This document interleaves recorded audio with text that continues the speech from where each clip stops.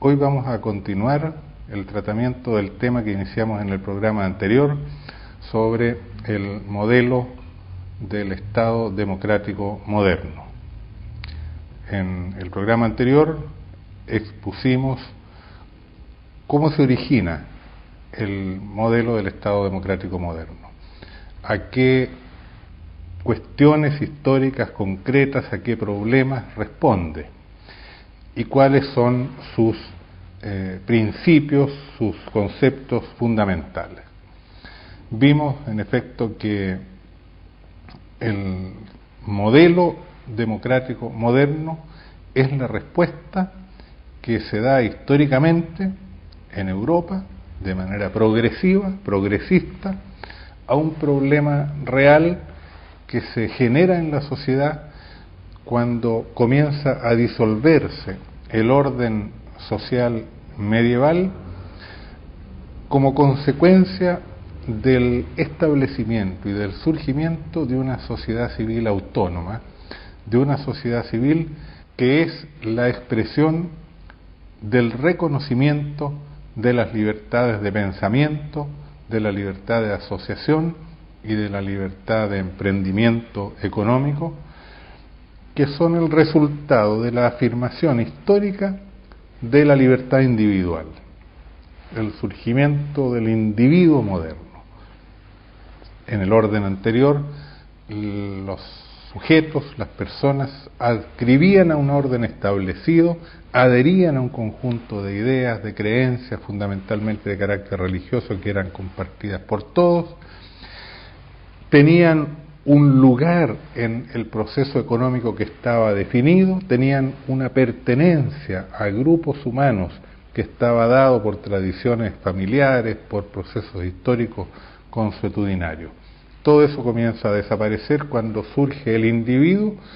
al cual se le reconoce libertad de pensamiento, de asociación y de emprendimiento económico, y por lo tanto que da lugar a una gran dinámica de diversificación de las ideas, de las creencias, a un proceso crítico respecto al pensamiento anterior, al surgimiento de nuevas formas de asociación no consuetudinarias, no tradicionales, al desarrollo de emprendimientos industriales, comerciales, financieros, o sea, iniciativas económicas que están fuera del orden medieval, feudal precedente y que cambian completamente la situación. Entonces, con esta dinámica de una sociedad civil donde se explotan las libertades y por lo tanto explotan las diferencias y las diferenciaciones sociales, el problema es cómo mantener un orden social, que el orden social es necesario, y cómo mantener, por lo tanto, una coherencia entre el sistema de poder, el sistema de control y de organización social con la sociedad civil dinámica, cómo reorganar las relaciones entre sociedad política y sociedad civil. La respuesta fue formulada por un conjunto de pensadores, se fue desarrollando históricamente un pensamiento que es conocido como el proyecto de la democracia moderna, el proyecto de la democracia liberal, que tiene un conjunto de ideas básicas, de afirmaciones fundamentales, que eran, para sintetizar lo que analizamos en el programa anterior, la autonomía de la sociedad civil respecto de la sociedad política. O sea, la sociedad civil tiene independencia y por lo tanto la sociedad política tiene que estar limitada en sus poderes y en sus atribuciones, y eso ocurre constitucionalmente. El principio de la representación de la sociedad política y de los poderes públicos. Los gobernantes son representantes de los ciudadanos y no son un poder que tenga un origen o una legitimación distinta. El principio o criterio del gobierno de las mayorías, con reconocimiento de los derechos de las minorías, que es otro elemento fundamental de la democracia moderna. El carácter no ideológico del Estado, o sea, el Estado no adhiere a una ideología, a una concepción religiosa, sino que se nutre, se llena de aquellos contenidos de pensamiento, de ética, de valores, de proyecto político, que son aquellos que se van desplegando en la sociedad civil y que van adquiriendo hegemonía, que por lo tanto se expresan en una conducción política mayoritaria. y el principio fundamental de la separación institucional de los poderes públicos, que impide que un grupo que controle todos los poderes pueda autorreproducirse y permanecer eternamente en el poder, y por lo tanto se establece esta separación del poder ejecutivo, del legislativo y del poder judicial con distintos mecanismos y tiempos de su reproducción, de la elección de sus componentes, y con principios constitucionalmente establecidos de recíproco control entre ellos. Hasta ahí es lo que vimos en el programa anterior. Lo estamos analizando este tema a partir de la lectura de un artículo escrito hace 30 años atrás, que con el título de Libertad Individual y Estado, y que a través de estos comentarios también iremos actualizando en la parte final. La segunda unidad, digámoslo así, de este análisis del problema de la democracia moderna, o sea, del modelo democrático moderno, es cómo él se fue constituyendo históricamente, porque una cosa es el ideal, el modelo teórico, definido por esas características y por ese análisis temático y problemático que expuse, y otra cosa es cómo él se fue históricamente construyendo y cómo fueron surgiendo nuevos problemas, nuevas situaciones que fueron cambiando de alguna manera ese modelo. Y en la tercera parte, próximo programa, analizaremos finalmente la crisis. Pero ahora centrémonos en el proceso de configuración histórica y de progresiva modificación de ese modelo. Continuando entonces con la lectura. Este modelo teórico de la democracia moderna tuvo en su desarrollo históricamente concreto una evolución significativa como consecuencia de una serie de problemas que se fueron presentando en su implementación práctica. Dos son los nudos problemáticos más significativos que podemos denominar sistemáticamente el problema de la representatividad o legitimidad y el problema de la eficiencia. Son los dos cuestionamientos, las dos temáticas en torno a las cuales se fueron articulando también respuestas distintas que fueron modificando el modelo en su desarrollo histórico. La representación de la sociedad civil en el Estado es un principio simple, pero su concreción práctica es asunto extraordinariamente complejo. La complejidad deriva de dos órdenes de problemas interrelacionados. Por un lado, del hecho que en la sociedad civil no existen solamente individuos libres y sujetos de derechos, sino que se constituyen también grupos de personas vinculados por comunidad de intereses y por afinidad de ideas. O sea, el modelo fue pensado, tal como lo analizamos, para organizar individuos libres, que en la sociedad civil despliegan sus iniciativas, sus actividades y afirman sus derechos. Pero lo que ocurre concretamente en la historia es que la sociedad no está compuesta solamente de individuos libres, que son estos sujetos de derechos y de iniciativa, sino que hay también grupos, hay clases sociales, hay realidades consistentes de individuos, de personas que tienen intereses comunes, que tienen proyectos compartidos y que por lo tanto también tienen una realidad que debe ser ordenada, representada y mantener su espacio de legitimidad. Entonces, el problema es que en el modelo democrático moderno solo se reconoce como sujetos que legitiman el poder a través de las elecciones a los individuos que expresan cada uno individualmente sus preferencias en el ejercicio del voto. Pero de esa manera hay un problema de representatividad de una sociedad civil o de una sociedad en general que no está compuesta solamente de individuos, sino que también hay allí categorías sociales, clases, grupos de intereses, etc. Dependiendo del lugar que ocupan en la producción y de la división técnica y social del trabajo, se han formado en la sociedad moderna las grandes clases sociales y numerosas categorías y agrupaciones menores, cada una con funciones e intereses particulares y con muy distintas cuotas de poder económico y social. Eso en el ámbito económico. No están solamente los individuos que desarrollan empresas, sino que el desarrollo del industrialismo, el funcionamiento de los sistemas de producción y de comercialización moderna, si bien disuelven las antiguas estructuras de castas o de grupos tradicionales, se crean otros nuevos. Se crean estas categorías sociales, estas clases sociales, a las cuales los individuos están adscritos, son partes de ella y actúan en calidad de grupo, como clase, como categoría social. La pretensión liberal es negar esta realidad y pensar siempre que estamos frente a individuos, pero la realidad histórica concreta nos dice otra cosa. De la misma manera, la relativamente libre circulación de las ideas ha dado lugar, a su vez, a la formación de distintos tipos de agrupaciones ideológicas, religiosas,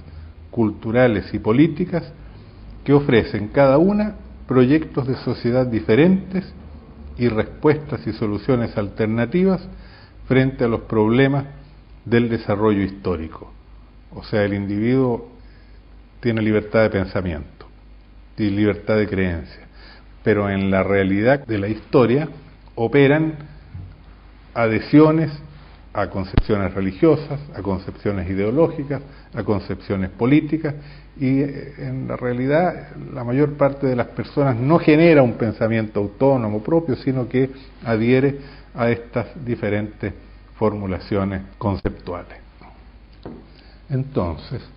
la representación de esta sociedad civil compleja en un Estado unitario plantea problemas más complicados que aquellos que los teóricos fundadores de la democracia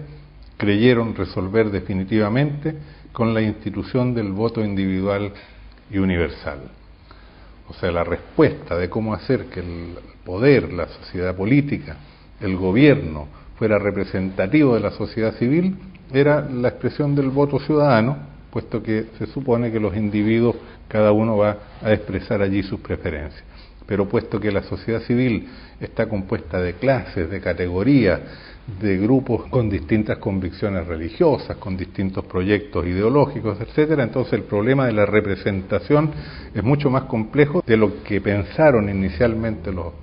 fundadores, los creadores del modelo democrático liberal, y en la práctica el problema requiere una solución más compleja. Ese es el primer problema. Por otro lado, la representación de intereses e ideas particulares, tanto individuales como de grupos, en un Estado coherente e integrado, cuyos objetivos no son los de ningún individuo o grupo particular, sino los del conjunto de la sociedad, o sea, el bien común, plantea la necesidad de que cada uno de los intereses y concepciones particulares, al entrar a formar parte del Estado representativo, se muten, como dice Hegel, es una expresión de él, se muten en interés general, o sea, que se transformen a través de un proceso de universalización. Lo cual significa que tales ideas e intereses, en cuanto presentes en la sociedad política, no pueden ser idénticos a cómo se expresan en la sociedad civil. ¿Cuál es el punto? El punto es que los individuos y los grupos generan ideas,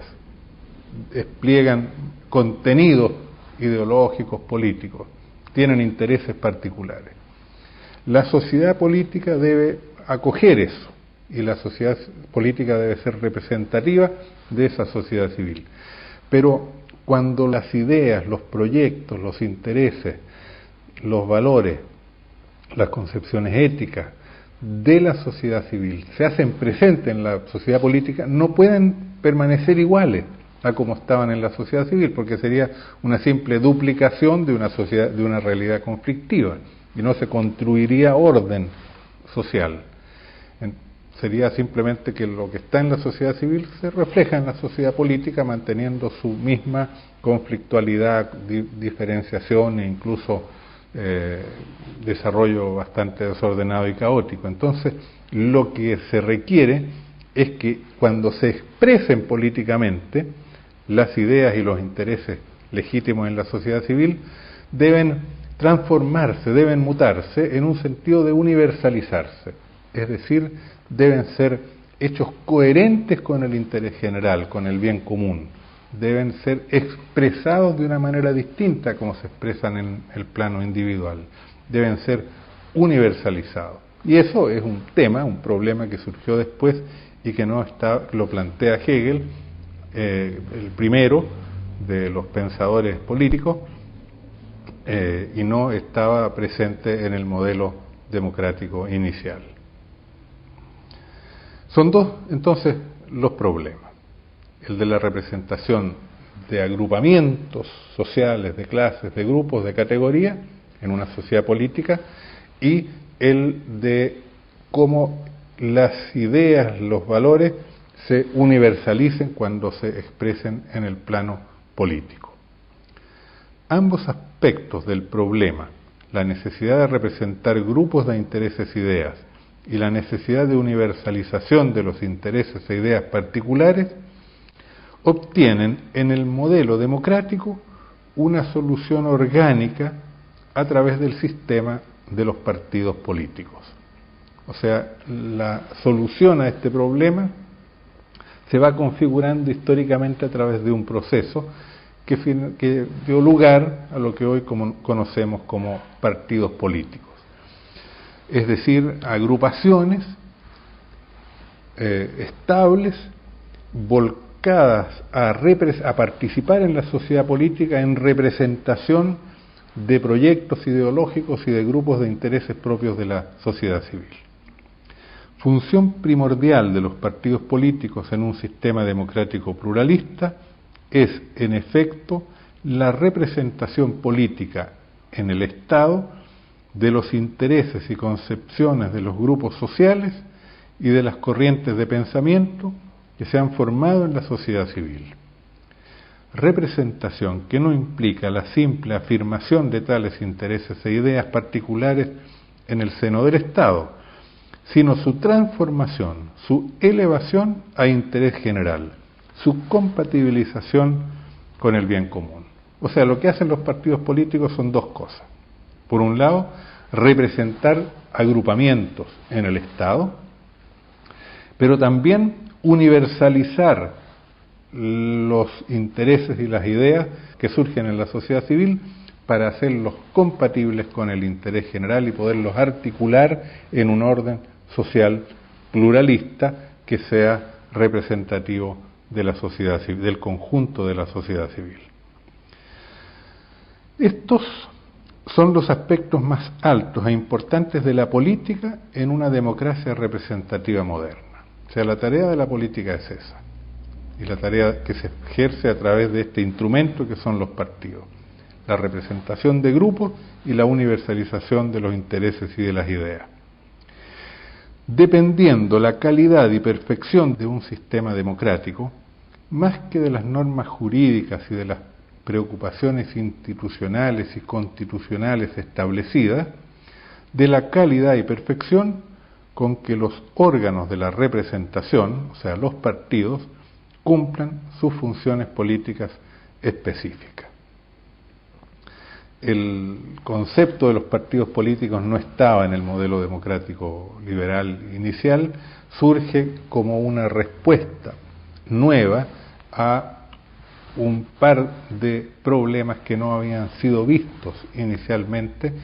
pero que se presentan a poco andar en el esfuerzo por concretizar el modelo liberal. Ese es el primer problema. El primer problema, que es un nudo. Después vamos a analizar cómo ahí se produce después una crisis de este proceso, de esta función de los partidos, porque van a surgir nuevos problemas que dificultan la resolución de cómo crear este orden social manteniendo las libertades y teniendo en cuenta esta necesidad de considerar la realidad de la sociedad civil concreta tal como es, con toda su complejidad, su diversificación y sus procesos de agrupamiento. Pero hay un segundo problema que aparece, que va a requerir una nueva respuesta. El otro problema, que hemos denominado problema de la eficiencia, tiene también su específica complejidad. La doctrina liberal clásica suponía que el libre juego del mercado determinaba espontáneamente la asignación óptima de los recursos, quedando garantizada la eficiencia del conjunto por su funcionamiento sin interferencias gubernamentales. O sea, se daba por supuesto que el libre operar de los individuos en el mercado generaba eficiencia económica. Del mismo modo, se daba por cierto que el libre pensamiento de los individuos generaba por sí mismo el mejor modo de pensamiento, el descubrimiento de la ciencia. Pero la realidad histórica vino a contradecir esta creencia,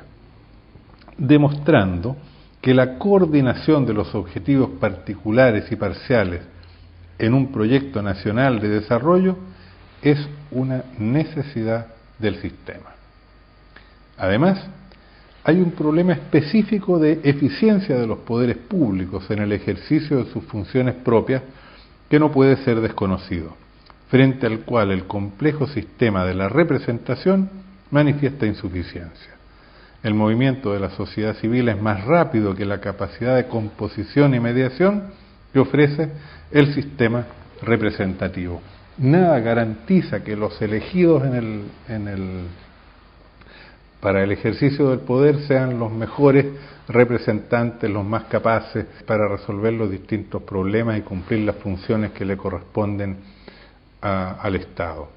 o a la sociedad política. Hay un tema de que esas funciones deben ser ejercidas con eficiencia, deben ser cumplidas adecuadamente. El orden debe ser garantizado, la administración debe desarrollarse adecuadamente y en forma muy dinámica, sobre todo para responder a una sociedad civil que es muy dinámica, la economía, el desarrollo de las ideas, de la ciencia, la misma acción de los partidos políticos, todo eso hace que la sociedad civil cambie muy rápidamente.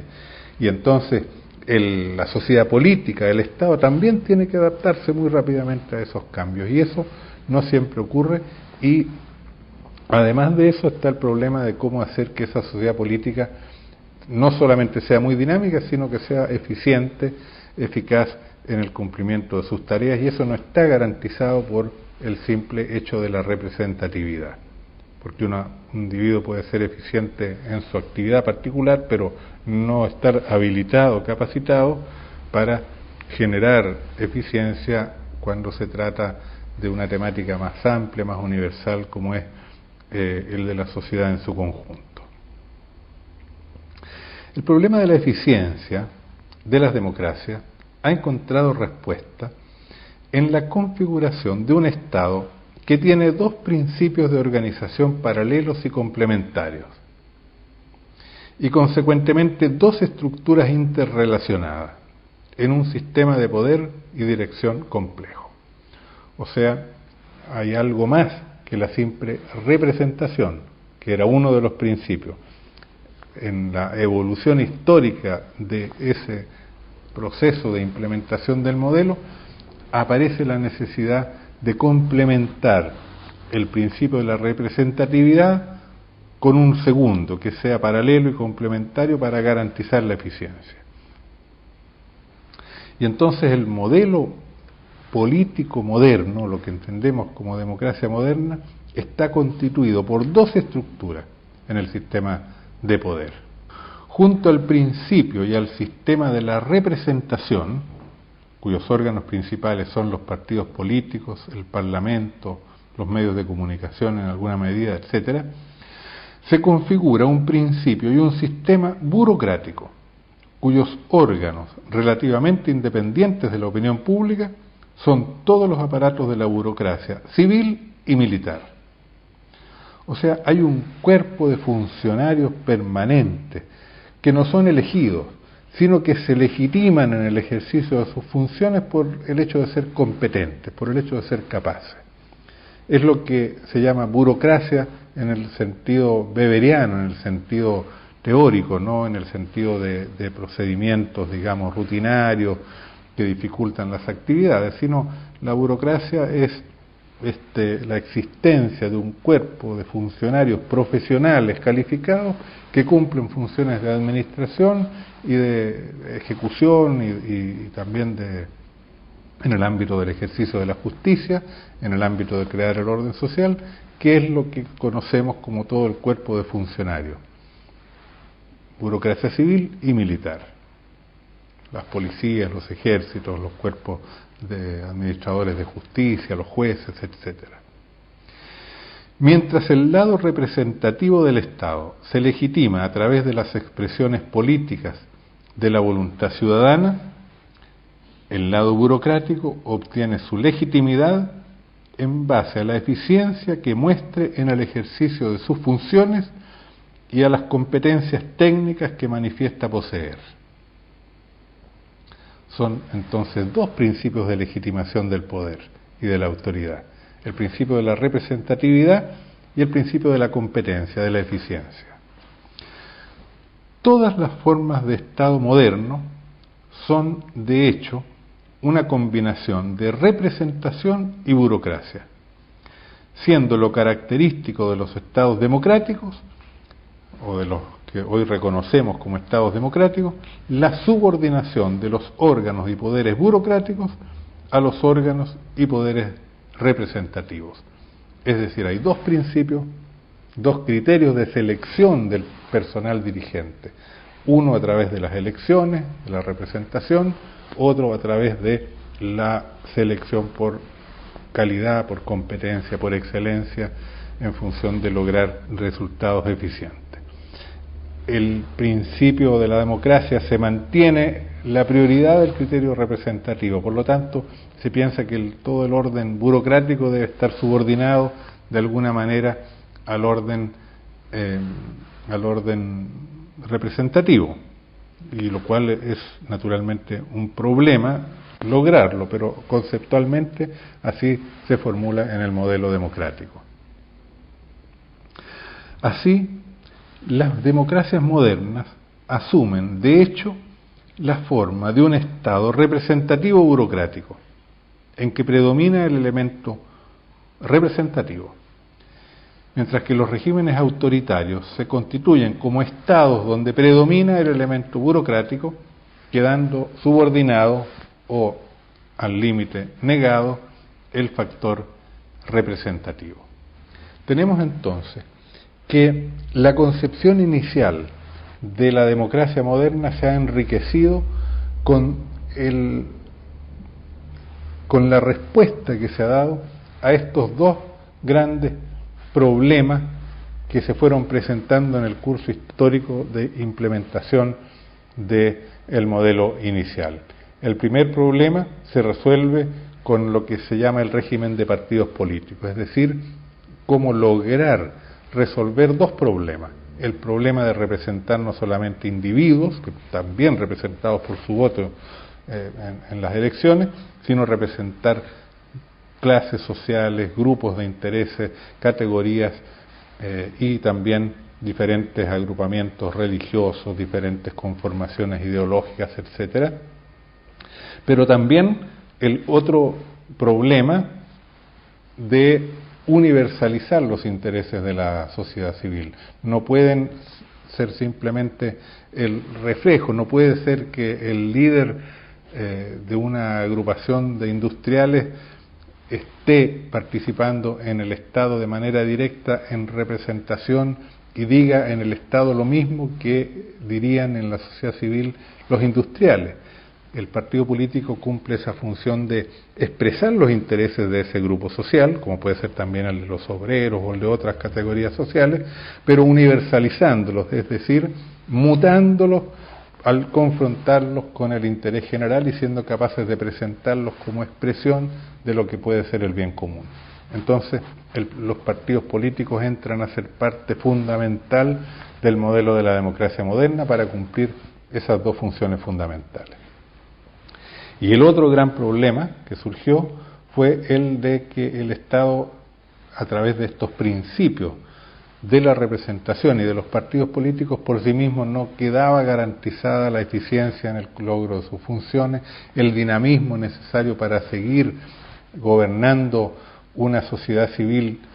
que cambia con gran dinamismo, donde surgen siempre nuevas ideas y que por lo tanto exige que las actividades propias del Estado sean también muy dinámicas y sean ejercidas con eficiencia. Y frente a este problema se establece un segundo principio para selección del personal dirigente, que es un principio, llamémoslo así, profesional. Son las competencias técnicas las que legitiman la selección de funcionarios que en el Estado van a cumplir las tareas administrativas en los distintos temas de los cuales tiene que hacerse cargo, que son muy complejos, desde los temas económicos, los temas sociales, salud, educación, etcétera, donde no siempre por el solo criterio de la representación van a operar allí los mejores. Entonces, en el Estado hay cuerpos de profesionales que adquieran una legitimidad sobre la base de demostrar competencias en áreas específicas, que pasan a formar parte también de la sociedad política, o sea, del Estado, de la dirección de la sociedad. El principio democrático inicial de la representación se mantiene como predominante, es decir, predomina el criterio de la representación sobre el criterio de la eficiencia, y eso es lo que se reconoce hoy día como estados democráticos. Cuando ocurre lo contrario, es decir, el sistema de representación queda subordinado a los organismos expresivos de la burocracia profesional, civil y militar, hablamos de un régimen autoritario. Vamos a detener hoy hasta aquí este análisis y en el próximo programa vamos a examinar el desarrollo ulterior de este proceso, que lo caracterizamos como la crisis de la democracia moderna o la crisis del modelo representativo burocrático del Estado.